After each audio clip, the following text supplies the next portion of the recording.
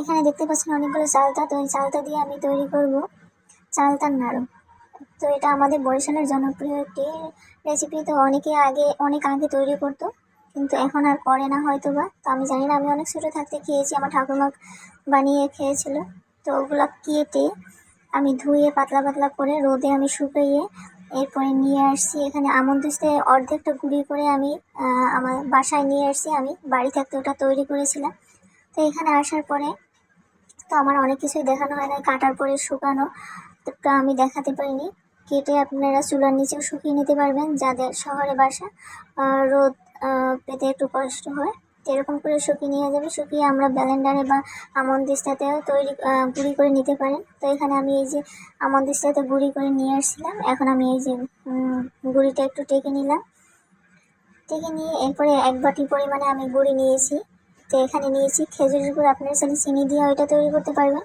তো খেজুরের গুড়টাও সম পরিমাণে আমি নিয়েছি।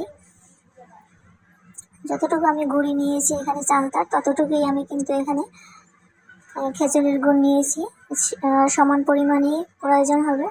তো এই চালতার নাড়ুটা তৈরি করে আপনারা খেয়ে দেখবেন, এতটা টেস্ট, মানে আমি সে ছোটোবেলা খেয়েছি আর এখন আবার তৈরি করতেছি, যে এতটা টেস্ট। এর কারণে তো এটাকে অনেকেই হয়তো বা খাননি, তৈরি করে খেয়ে দেখতে পারেন। তো এখন আমি এই যে খেজুরের গুড়টাকে ছিট করে নিচ্ছি, মানে যখন এই খেজুরের গুড়টা উপরে তুলতে হবে, যখন এই যে সুতার মতন হলে, তখন আমি চুলাটা বন্ধ করে দেবো। অবশ্যই চুলাটা বন্ধ করে নিতে হবে, নাহলে কিন্তু লাড়ুটা তিতো হয়ে যাবে। তো এখন আমি এই যে চালতার গুঁড়োটা আমি দিয়ে নেড়ে নেব। এখানে আমি সবটুকুই দিয়ে দেবো এর ভিতরে, দিয়ে ভালোভাবে নেড়ে এই যে এরপরে একটু ঠান্ডা হলে যে আমরা হাত দিয়ে ধরতে পারি, এরকম ঠান্ডা হওয়ার পরে, গরমটা কমার পরে এরপরে ছোট ছোট করে নাড়ু তৈরি করে নেব। তো এখন আমি চুলা থেকে নামিয়ে নেব।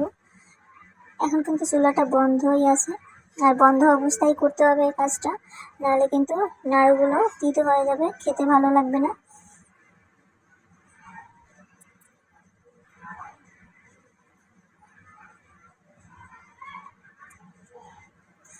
তো এই যে নামিয়ে নিয়েছি, এখনও কিন্তু অনেকটা গরম।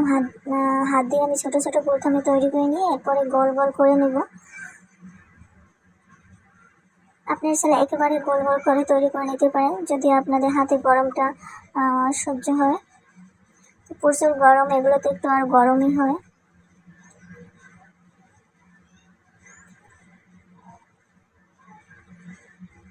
এখন আমি গোল গোল করে তৈরি করে নেব একটু ঠান্ডা হওয়ার পরে।